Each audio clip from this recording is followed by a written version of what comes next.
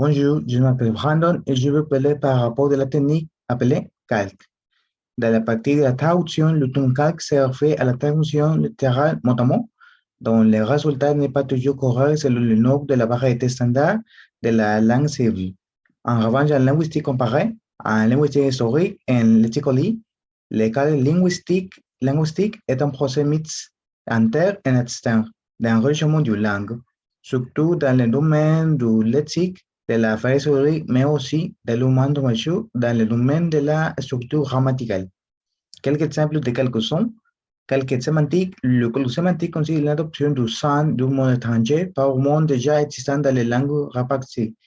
Dans le cas de calque relativement ancien, il arrive que le mot autochtone ne conserve que le son emprunté. Exemple, le son initial du mot right était étranger, puisant l'influence du mot latin escrire, tracé des lignes avec un objet pointu, écrit. Il a pris la deuxième scène de celui-ci a perdu son premier scène. Deuxième, calque de structure morphématique. Par ce type de calque, il résulte de la langue répartie des mots composés ou dérivés, au moyen de la traduction des morphèmes qui composent de mots étrangers, ou par le fait de rendre ainsi des segments étrangers. Exemple de mots composés obtenus par calque d'après des mots composés. Presque, la péninsule. Chris Bray, de quelques pain pseudo, le pain roussillon. Troisième, quelques panonymes ou de mots d'emprunt est le résultat d'une correspondance entre deux mots qui sont formés ou d'étymologie similaire mais qui ne évoluent différemment dans les langues respectives au point qu'ils sont déformés de sons différents. Parfois, cela arrive parce qu'entre deux mots mythologiques liés en anglais, mais avec une légère différence de sens, on choisit celui qui n'est pas pertinent et il est également possible que l'erreur provienne du calcul de la catégorie grammaticale. Calcul auto-arrive apparaît normalement dans la translation du nombre de personnes, de lieux et d'ethnies. Et les conventions d'orthographe et d'écriture dans la langue cible qui ont peu ou pas d'accent de la langue cible sont copiées sans trop de considération. Concernant le nom personnel de personnes dans les langues différentes, le retour fondamental est lorsque deux langues utilisent un alphabet différent. Lorsque les alphabets sont les mêmes, le nom s'écrit de la même manière et à quelques exceptions près.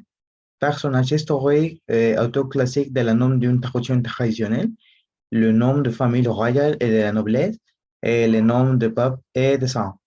Et quelques typographies a lieu lorsque des conventions typographiques qui n'existent dans les langues sources sont transférées dans les langues. Par exemple, l'emploi de majus en anglais commence à se reprendre en espagnol, ainsi que l'utilisation de l'italique pour l'accentuation et certaines utilisations de guillemets. Un mot antérieurement est marqué et le traducteur doit comprendre pourquoi il est marqué. Calque synthétique ou structuré est le produit d'une connexion erronée entre deux éléments d'une phrase ou d'une expression afin d'un ordre 1 au lieu par de fin compatibilité, en contemporanéité au lieu de colère coupable.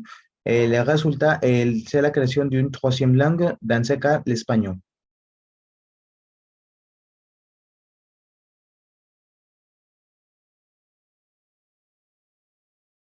Bonjour à tous, je vais parler par rapport à une technique de traduction. C'est la technique d'équivalence. Bon, ce sujet à partir au deuxième partiel. Premièrement, nous avons la définition de l'équivalence. Bon, l'équivalence procédé consistant à traduire un message dans sa globalité. Bon, surtout très utilisé pour les exclamations, pour les expressions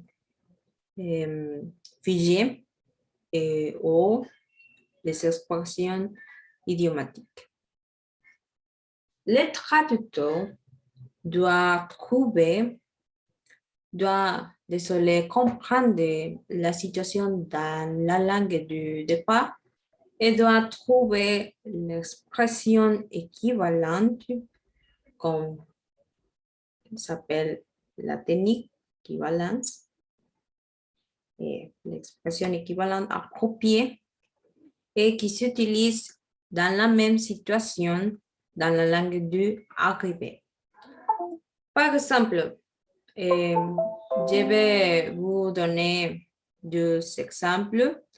Le premier exemple que je vais vous expliquer, que je vais vous donner, c'est l'espagnol du Mexique, le français de France et aussi, pourquoi non, l'anglais des États-Unis. Bon, et c'est l'équivalence de l'expression de l'espagnol du Mexique à l'anglais et aussi le français. Et bon, l'expression c'est ¿qué tal? O peut être aussi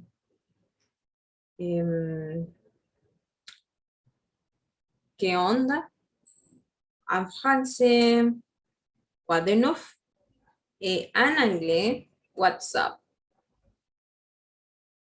C'est très différentes langues, très différents pays, cultures, mais c'est la même expression avec l'équivalence en anglais et aussi en français. Je vais vous donner un autre exemple. Par exemple,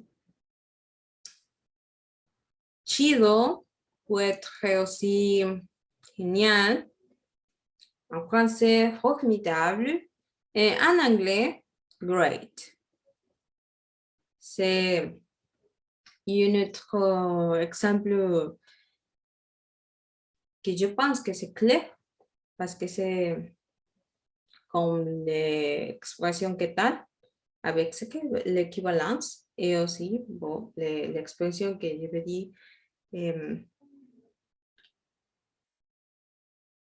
chido, génial, l'expression en anglais et en français. Et bon, j'espère que vous avez compris avec ma petite explication et aussi avec les exemples que je vais dire. Et bon, c'est tout pour moi. Merci beaucoup pour votre attention. Et bon, c'est tout. Merci beaucoup. Au revoir.